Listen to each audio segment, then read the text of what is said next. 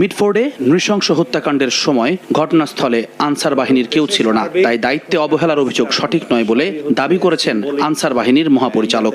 যখনই খবর পাইছে তখনই আমাদের পিসি কিন্তু তাড়াতাড়ি দৌড়ায় আসছে গেটে, এসে দেখে যে গেটের বাইরে তখন ওই বুকের উপরে উন্মত্ততা হচ্ছে। নৃশংস এই হত্যাকাণ্ডে রোববার নেত্রকোনা থেকে এজাহারভুক্ত আসামি রাজীব ও সজীবকে গ্রেফতার করে পুলিশ। এ পর্যন্ত ধরা পড়েছে 7 জন। রাজধানী ঢাকা এবং নেত্রকোনা জেলায় অভিযান পরিচালনা করে ডিবি আরো 2 জনকে আটক করেছে। এই নিয়ে এই ঘটনায় এই পর্যন্ত 7 জনকে গ্রেফতার করা হলো।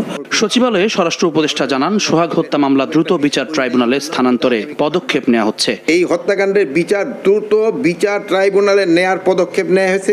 অপরাধী যে দলেরই হোক না কেন, কোনো রাজনৈতিক অথবা অন্য কোনো পরিচয়ে কাউকে ছাড় দেওয়া হচ্ছে না।